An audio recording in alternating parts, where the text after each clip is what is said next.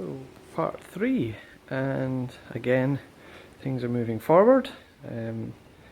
Since the update from the last time, only one wing was off at the back. Once I knew what I was doing, actually it was a lot easier to take the other side off. The bolts actually didn't need too much wrestling, and actually the front wings came off surprisingly easy. Certainly driver's side came off incredibly easy. The secret for those that are doing this at home is to obviously put it on an axle stand and take the wheel off. It makes things so much easier to get to baffle plates and things like that. Whether or not it's because certain bolts actually weren't in place, I'm not sure. The problem that I had was that the new windscreen blanking plate was there, so actually they'd sort of cobbled something together that wasn't original. That's where the windscreen would go, but instead I had a couple of these little things with just a sort of cover plate on the top. So that was the one that confused me, because I actually had a couple of bolts to get off there that was holding the wing together. Once it came off, it doesn't look horrific. Obviously underneath here is terrible, but I knew that already. The rest of that, there's not too much that needs a bit of work here and there. Some of the bolts are obviously sort of torn the holes a little bit more. This A-pillar looks relatively good and relatively strong.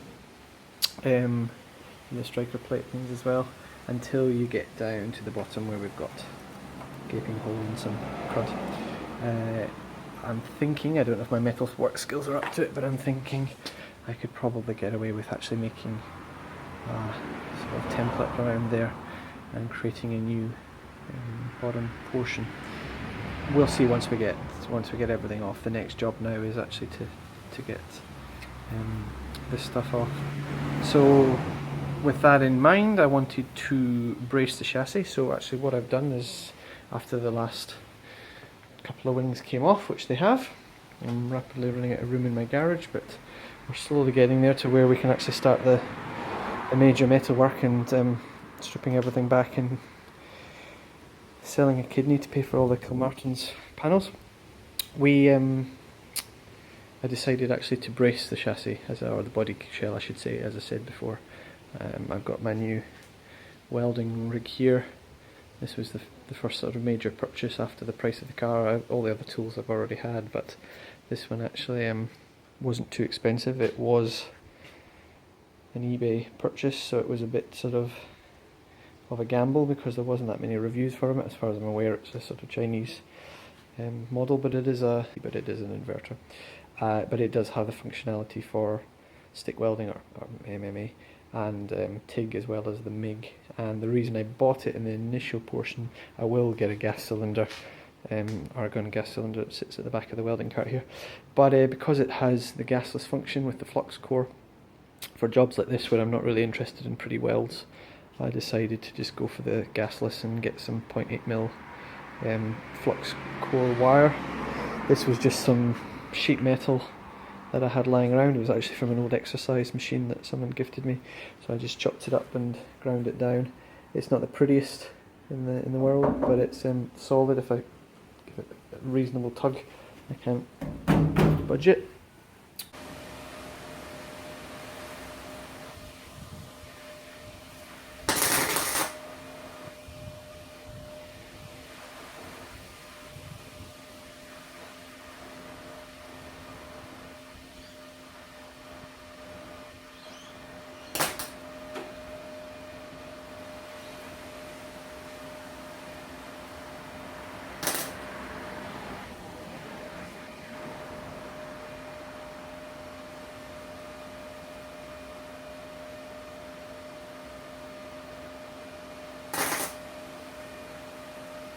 I'm quite happy with that.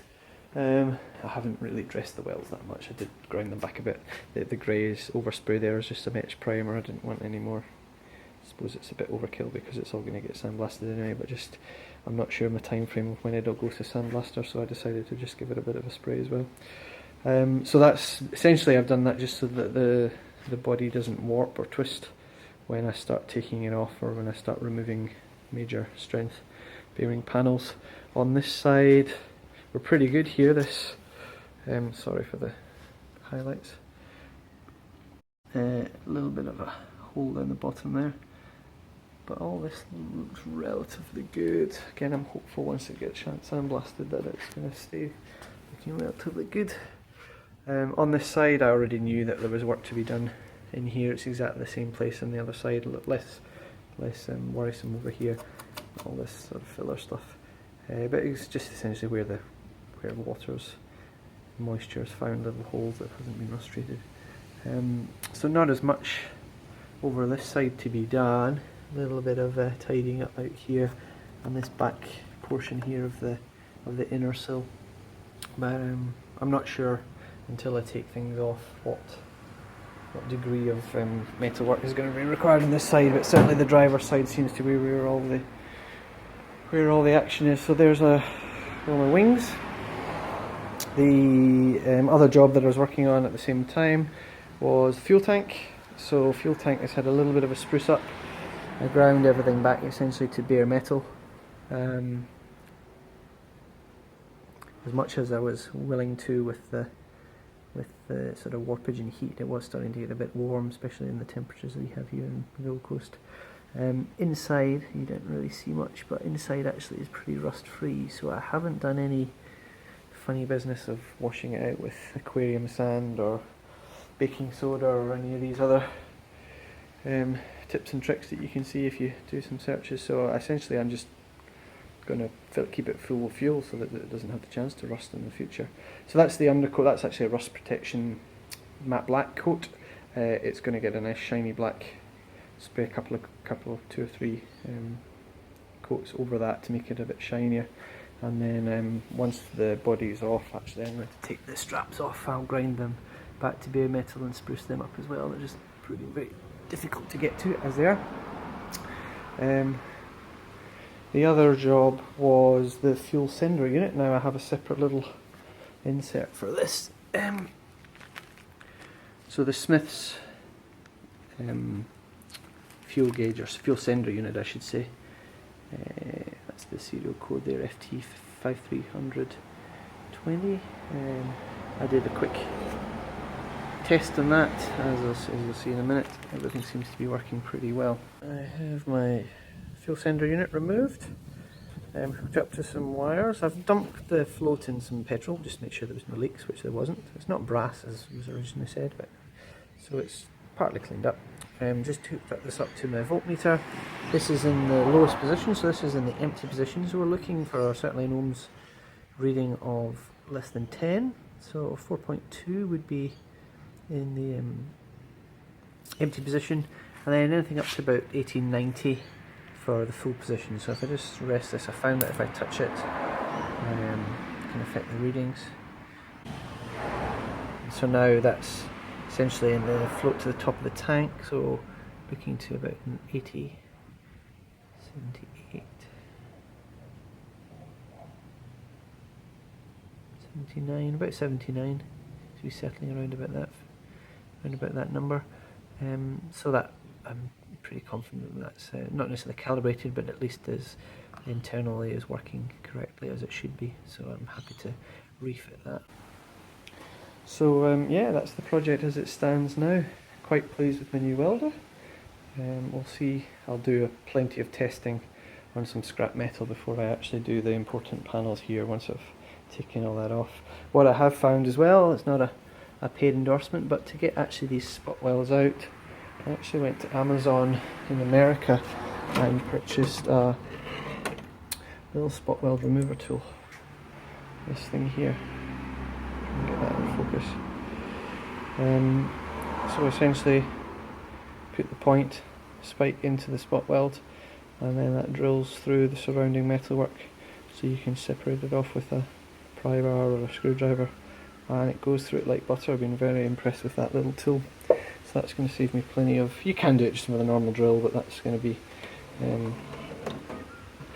saving me some heartache. So yeah, once we've got the metalwork panels ordered, I'll do the next update.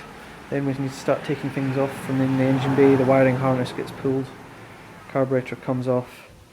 I'm going to leave the engine in situ until the body's off. It makes more sense that way. And then we can get this off and onto some sort of dolly and away to the sandblaster. So that's the project as it stands. Thanks for all the questions, and thanks for the people subscribing. There's obviously another couple of people around the world that are doing a project similar to this, so if you've got any hints and tips, please let me know if you found a short circuit. The other thing I'm really struggling with, and short of drilling everything out, is these plywood floors. Just the screws just have had it there.